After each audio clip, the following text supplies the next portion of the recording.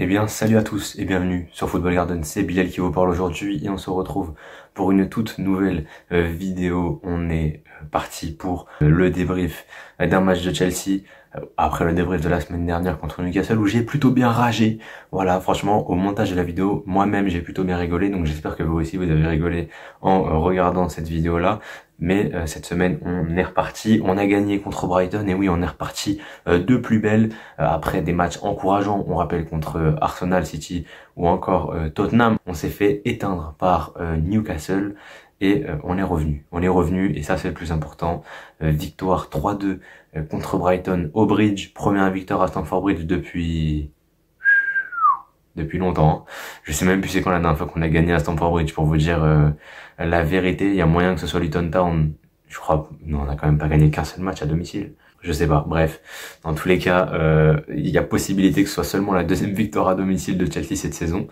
Et ouais, donc du coup c'est compliqué. C'est compliqué, mais au moins c'est une victoire. C'est une victoire et ça c'est important. C'est à souligner. On a pris les 3 points, même si, comme je l'avais tweeté sur mon compte perso, voilà, j'avais tweeté on gagne, on est 10e, on fait match nul, on est 10e, on perd, on est 10e, j'en peux plus. J'avais tweeté ça et c'est très très réel parce qu'on est encore 10e de Première Ligue malgré la victoire. Voilà, je crois qu'il y a West Ham qui a fait match nul et qui donc du coup on revient pas loin d'eux. Et on a égalité toujours avec Brentford qui a gagné son match de souvenir hier. Si je ne dis pas de bêtises, je me souviens plus de l'opposant, mais je crois qu'ils ont gagné leur match hier. Donc du coup, voilà, on est toujours 10e du championnat, mais au moins on a gagné. Et si on regarde les stats, voilà, on s'est fait dominer, mais évidemment on le sait, c'est à cause du fait de jeu principal, c'est Conor Gallagher qui est sorti parce qu'en première mi-temps, on était sur un, je crois, 57-43 pour Brighton, et au final on se retrouve sur un 68-32, je crois, au final, et je crois qu'en deuxième mi-temps, Brighton a genre 80% du ballon, ouais, je crois. Et qu'on marque vraiment sur notre seule occasion de deuxième mi-temps. Donc ouais, vraiment, en deuxième mi-temps, on s'est fait manger. On s'est fait manger, mais on a tenu par je ne sais quel miracle. Et voilà, jusqu'au bout, on a eu peur avec cette tête de Colwill à la 99e minute. Mais voilà, on s'est fait peur, mais on est toujours là, on est toujours présent. Et ça, c'est très beau. Donc ouais, franchement c'était plutôt intéressant, première mi-temps que j'ai trouvé plutôt intéressante. On marque sur 2 coups de pied arrêtés, mais avant ça on va quand même parler de la compo, et quand je vois cette compo là, cette compo qu'a aligné Mauricio Pochettino, ça fait peur, ça fait très peur honnêtement, parce que voilà, il s'est dit que défensivement, voilà, on rappelle quand même que du coup Chilwell n'est pas là, Cucurella n'est pas là, et Rich James n'est pas là non plus, ce qui fait qu'en fait sur les côtés, et Malo Gusto aussi d'ailleurs n'est pas là, donc en fait vu qu'on a plus de latéraux, on a Madsen, mais Madsen, Pochettino le considère pas comme un latéral visiblement. Donc du coup on se retrouve avec 10 assis latéral droit. Dernière fois qu'on a vu ça c'était contre Brentford. Spoiler alert, ça a pas marché. Et de l'autre côté on avait Levi Colwill à gauche qui a rendu de bons services. Mais là encore à gauche c'est un peu compliqué. Et moi je le trouve plutôt, on va dire moyen. Je le trouve ni bon ni mauvais. Je le trouve vraiment ok sur le côté gauche. Même si en réalité, en défense centrale, je l'ai trouvé moins bon qu'à gauche cette saison. Parce que voilà, les matchs qu'il a fait en centrale, je les ai trouvés moins bons, tout simplement. Mais donc voilà, compo un petit peu spécial. Devant, pas de Cole Palmer pour la première fois depuis qu'il est arrivé, je pense. Je crois que c'est la première fois qu'il est pas dans le 11. Voilà, on a vu du coup l'arrivée de Mudryk titulaire. Et Madueke, il va se faire foutre, hein, visiblement. Voilà, Madueke qui n'a pas eu une seule petite minute cet après-midi. Pas une petite minute pour lui aujourd'hui, c'est effrayant. Je sais pas ce qu'il a fait, mais c'est effrayant. Du coup, son compteur à 120 minutes ne bouge toujours pas. Et voilà, d'ailleurs, je vais essayer de m'y tenir. Je vais afficher à chaque match le compteur de minutes de Madueke. Non, franchement, le pauvre. Franchement, à chaque match, on va mettre un petit compteur. Voilà, avec le nombre de minutes qu'a joué Madueke dans le match. Voilà, jusqu'à qu'il soit titulaire. Non, franchement, c'est terrible. C'est terrible pour Madueke, mais en tout cas, voilà. Mudryk a joué. On a eu Broja qui est rentré à la place de Mudryk justement en fin de match. Donc Madueke est vraiment jusqu'au bout, c'était mort. Et voilà, clairement, on a fait un match que je trouve correct. Voilà, correct. Au milieu de terrain, on s'est fait bouffer, mais on a eu le droit à un grand Enzo Fernandez. Enfin un grand Enzo, ça fait plaisir. Et voilà, clairement Enzo qui non seulement claque un doublé, mais en plus voilà, il est important dans la création du jeu. On sait que c'est un des meilleurs, si ce n'est pour moi. Voilà, je le dis pour moi depuis le début de la saison, dans l'indice statistique des passes, c'est le meilleur. Voilà, c'est le meilleur. On sait que De Bruyne n'est pas là et que Bruno Fernandes fait une saison moyenne, on va dire. pour pas dire mauvaise, parce qu'en vrai de vrai ça dépend des matchs, mais voilà, De Bruyne n'est pas là, Fernandes est un peu en dessous, donc du coup ça profite à Enzo, et Enzo actuellement pour moi dans le registre de passes, donc passe progressive, passe vers l'avant, passe dans le dernier tiers, tout ce que vous voulez, tout ce qui a passe dedans, Enzo il est premier, voilà. Enfin je crois pas qu'il est premier partout, mais au global il se retrouve à être tout en haut du classement des milieux de première ligue dans la passe, et ça c'est encore vu aujourd'hui, voilà, même si il aime beaucoup tenter ses extérieurs du pied droit, voilà, des fois il tente des passes qui cassent des lignes, c'est très intéressant, et encore aujourd'hui il a claqué son doublé, et ça fait du bien parce que voilà, ça faisait quelques matchs qu'il était un petit peu en dessous. Newcastle il était là, je crois, oui, Newcastle il était là, il fait pas un bon match. D'ailleurs je crois que j'ai les notes encore, non ça je crois que ouais, non, ça là-bas, ça c'est les notes contre City, je pense. Ouais, ça c'est les notes contre City là-bas. Et déjà, bon, du coup, je vois la note, je lui avais donné 4 contre City. Je pense que ça devait pas être très très haut contre Newcastle, ça devait être 3 ou un truc comme ça. Donc, ouais. Donc du coup, ouais, ça faisait quelques matchs que je le trouvais moins bon, Enzo Fernandez. Et là, aujourd'hui, je l'ai trouvé bien mieux. Bien mieux, et on voit qu'il a eu un petit peu de repos, et ça fait plaisir. Ça fait vraiment plaisir. Et bah ça présage que du bon pour le match de mercredi contre Manchester United, et j'attends beaucoup de lui, et j'attends aussi beaucoup de l'autre à côté, Moïse Caicedo, qui, on va le voir, je trouve que c'est pas du tout son pire match, mais je pense même quasiment que c'est un de ses meilleurs, mais ça prouve encore qu'il a encore beaucoup de choses à montrer, beaucoup de choses à apprendre, et beaucoup de choses à nous prouver, à nous qui regardons la télé et qui nous regardons les matchs, parce que voilà, évidemment, même si c'est pas lui qui demande le transfert, bah c'est quand même un très gros transfert, un transfert à 116 millions d'euros. Hors bonus, on monte à 133 avec les bonus, ça deviendrait le joueur le plus cher de l'histoire de la Première Ligue. Et actuellement, il n'a pas le rendement d'un joueur qui, eh bien, mérite et vaut 130 millions d'euros. Et voilà, clairement, pour le moment, je suis pas du tout satisfait du rendement de Caicedo depuis le début de la saison, mais voilà, il s'adapte, on le laisse s'adapter, puis de toute façon, Chelsea actuellement, c'est pas vraiment le meilleur club pour s'adapter. Voilà, je pense que tu mets même un Jérémy Doku qui a fait une adaptation express du côté de City, même s'il a pas fait un match exceptionnel contre Tottenham aujourd'hui. Voilà, même un joueur comme lui qui s'est adapté très rapidement à City, tu l'envoies dans le bourbier de Chelsea, je doute qu'il s'adapte aussi rapidement, mais en tout cas voilà. Voilà, qu'est-ce que je peux dire d'autre avant de parler des notes? Ouais, je peux parler vite fait de Thiago Silva, même si je vais en reparler dans les notes évidemment. Thiago Silva, masterclass défensif de la part de Thiago Silva. Merci, parce que voilà, évidemment, la semaine dernière, j'étais pas très très content de lui. Évidemment, il fait 2 erreurs pour moi, non une où il offre le ballon à Joelinton. Et voilà, on savait qu'il a une grosse force de caractère. C'est un joueur qui a une expérience incroyable, et aujourd'hui, il sort une masterclass. Il sort une masterclass dans une défense où, franchement, sur la ligne de 4, on avait Badiachil qui a joué un seul match en première ligue avant celui-là. On avait un Disasi et un Colwill pas à leur poste. Clairement, défensivement, c'était lui le patron, c'était lui le maestro, c'était lui. Moi, j'ai un souvenir du double ou triple crochet, je sais plus, de Mitoma, qui enrhume Disasi. Je crois qu'il fait un double crochet, et en fait sur le deuxième crochet il veut éliminer Silva, sauf que Silva s'attend au double crochet, et donc du coup va s'interposer, et ça c'est magnifique. C'est le genre d'action que je trouve magnifique chez Thiago Silva. Et voilà, je pense qu'on a fait le tour de mon appréciation du match. Voilà, très beau but. D'ailleurs, attendez, on peut quand même en parler des buts. Bon, on a un penalty, évidemment, mais on prend. Et les 2 autres buts, c'est 2 coups de pied arrêtés. Et la remise, je crois, oui, la remise de Badiachil sur le premier but, donc sur le but de Enzo, franchement, magnifique. Magnifique la remise de Badiachil qui du coup fait une passe D. Et sur le deuxième but, c'est une passe D de Jackson qui, on va le voir, fait pas un match exceptionnel. Et je crois que, ouais, je lui ai mis une note. En vrai, ça va. Je trouve que j'ai été plutôt gentil avec lui. Vous verrez ça dans les notes. D'ailleurs, en parlant de notes, on y arrive évidemment, et je vais vous les faire apparaître à l'écran. Et comme vous voyez, on commence par Robert Sanchez à qui j'avais donné 4,5 à la mi-temps. Donc du coup, faut savoir qu'en fait, moi je me base sur le principe que chaque joueur a 5 sur 10 au début du match, et à chaque bonne action, j'augmente petit à petit, et à chaque mauvaise action, je descends petit à petit. Donc du coup, j'avais mis 4,5 parce qu'il avait fait une dinguerie à un moment dans sa relance. Il a failli perdre la balle devant l'Alana. Il a eu beaucoup de chance. Ah non, même pas. Il a laissé le ballon passer sous sa semelle, et ça a failli faire but.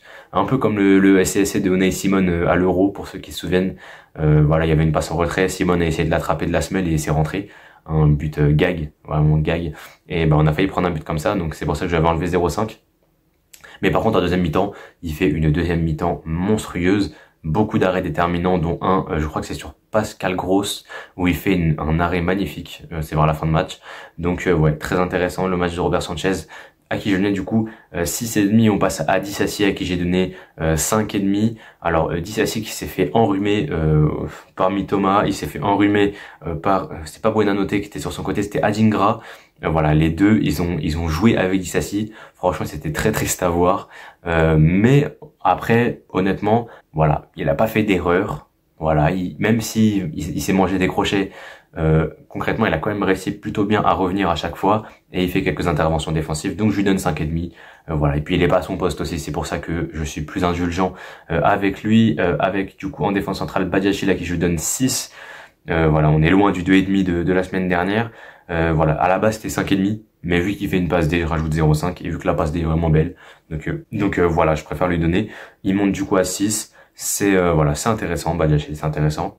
Et voilà pour lui. On passe du coup à Thiago Silva qui j'ai donné 8, pas l'homme du match, vous le voyez à l'écran, pas l'homme du match, mais voilà, super match de haut monstro, du capitaine. Enfin, voilà, dans mon cœur, je vous le dis, c'est mon capitaine, même s'ils l'ont donné à Gallagher et qu'après ils l'ont donné à Enzo, je crois, si je dis pas de bêtises. Pour moi, c'est Silva mon capitaine. Et voilà, super match de Thiago Silva que je donnais du coup 8 sur 10. Et à droite, Colwill à qui je donnais 6,5. Voilà, il a marqué, ça lui rajoute un point. Pour moi, il avait un match à 5,5 et avec son but, on le monte à 6,5.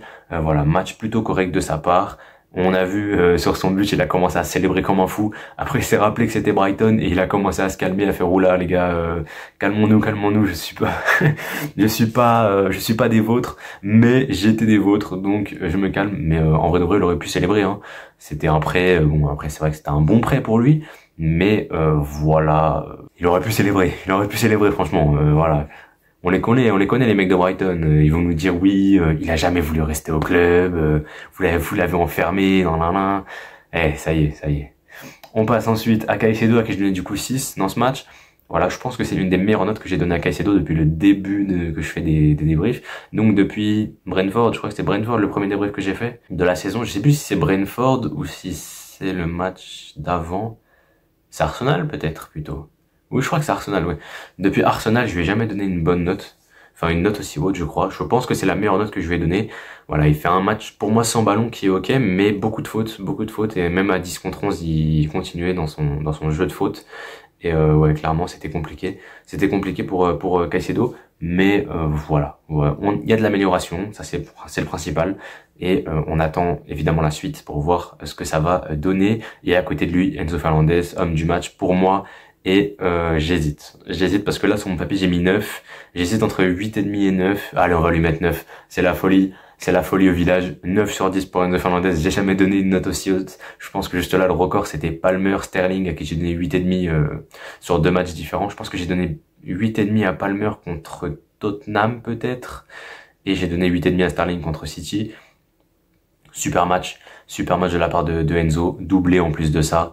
Évidemment, que dire de plus? Pour moi, il mériterait même 10. Voilà, je vous dis la vérité, pour moi, il mériterait même 10. Parce que pour moi, son match, c'est un 7,5, 8. Et en plus de son doublé, qui en plus le fait encore monter. Mais voilà, on va le laisser à 9.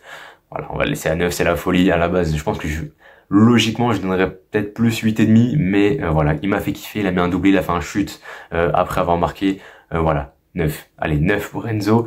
Et à côté, Gallagher, 3. 3, voilà, je crois que je lui avais donné combien au match d'avant? Je sais pas où est la feuille. Ah bah attendez, elle est là. Je lui avais donné, j'avais donné 3 aussi. Du coup, ça fait 2 matchs d'affilée à 3 sur 10 pour Gallagher. Alors, Gallagher, bon, je trouve pas qu'il était mauvais dans le match. Je pense que c'était un des meilleurs sur le terrain jusqu'à qu'il sorte.